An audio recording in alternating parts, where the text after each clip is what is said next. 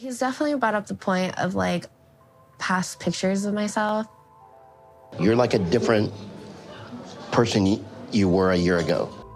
Never thought I'd feel so insecure about myself the way that I do now. That's right, it's time for everybody's least favorite human thumb, aka Big Ed. The suffering continues on this season as the last time we saw him and Liz just had a massive fight over him pretty much flirting with her best friend while he's supposed to be teaching her how to use a camera. Don't worry, this is not going to be an entire follow-up of like that same scene, but I am going to show just a piece of their conversation to start off here as Liz stormed off and made Ed carry all of this extremely heavy camera gear he has to work out for the first time in probably a couple years, or at least since their last breakup when he's on his, health kicks in between their relationship hiatuses. But he has to carry all that gear back and is wheezing back to the car where they have this conversation here. I love you. You're my fiance, but you weren't my fiance in that photo shoot. You were somebody that I was teaching my technique to, and baby. And Ed claims that he was just trying to teach his technique. I think Liz is the one that is more angry that she was exposed to the fact that this dude's kind of just a creeper on his photo shoots. Not really, though. I mean, it is, again, part of the job, like I was saying. If you're confused on what I'm talking about, make sure you watch the last episode before this that I did. But really, no explanation is going to help them out here because these two people are just two adults that cannot see eye to eye on anything, and they will literally fight about the smallest thing. And if they get married, they're pretty much committing to a lifetime of this, like for the rest of the time that they're breathing on this earth. You weren't even talking to me. You were talking to her and showing off, and your face, your eyes, everything was somewhere else. What do you, on my subject? Well, what do you want me to do, Liz? Maybe have less hot friends, you know what I'm saying? That's something Ed would say in this situation, as he is the king of being a manipulator and gaslighter. But yeah, pretty much the rest of this fight is more continuation of what they had earlier on. No idea why they had to do this in a random, like, outside Coliseum seating area. I'm very confused by this scene.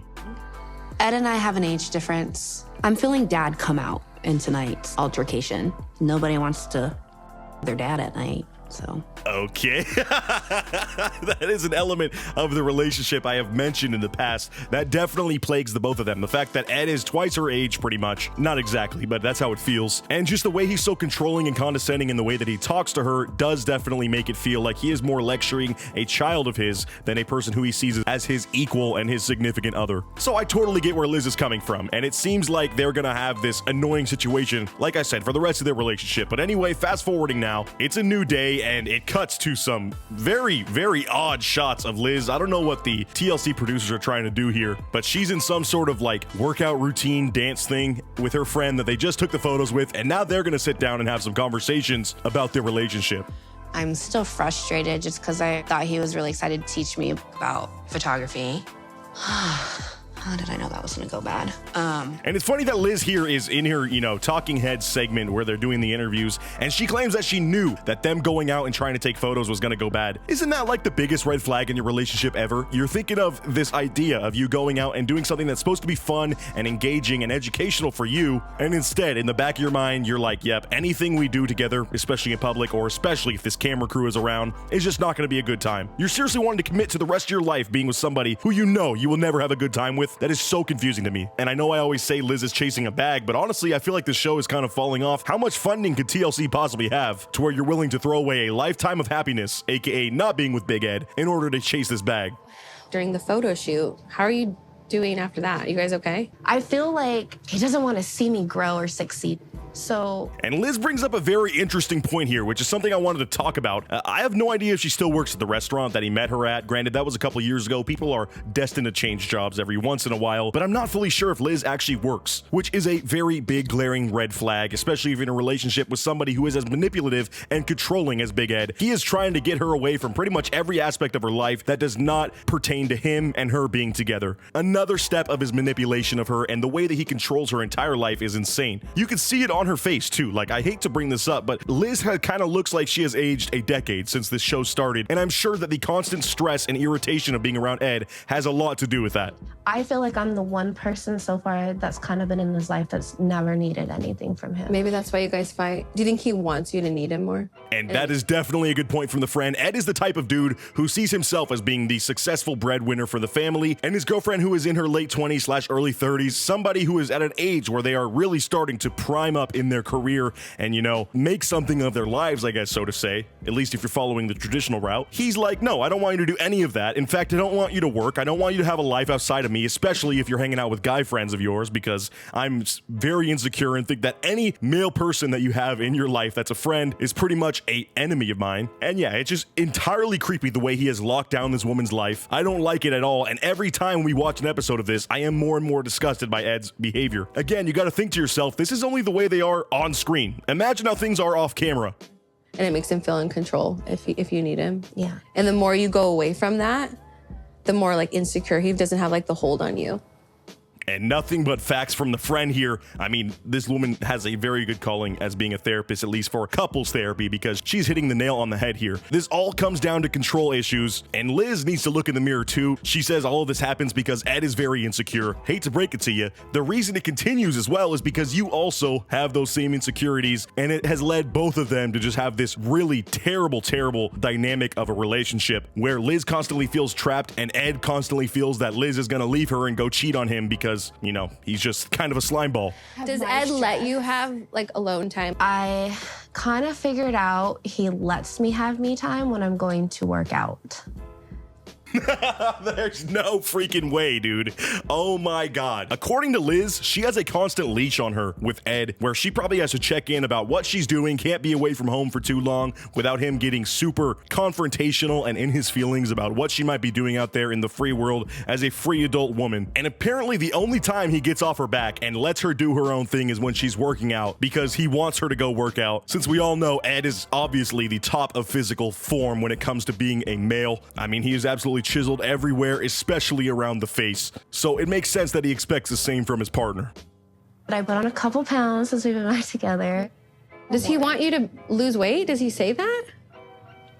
And the pause, the silence is deafening, Liz. She can't even be honest with her friend about how manipulative and honestly abusive Ed is with the way that he speaks to her. I mean, it is normal. I'm sure most of you out there who have been in a relationship, it is freaking normal to put on some pounds once you get comfortable in a happy relationship. Or even there's times in your life where your weight might fluctuate due to things like, I don't know, freaking stress of being with somebody as gross and vile as Big Ed. So it's normal. Liz has put on a few pounds since they've got together, and apparently this is such a big issue for Ed that he brings it up multiple times. And the way that she's so hesitant to even announce to her friend that he does this stuff or says these things, no matter how slight they might seem, it is him being fat phobic and just not wanting a fat girlfriend when he himself is a big old tub of lard. It's comical, and it's also extremely sad that Liz does not have the self-respect to get out of a relationship like this where she is constantly being looked down upon.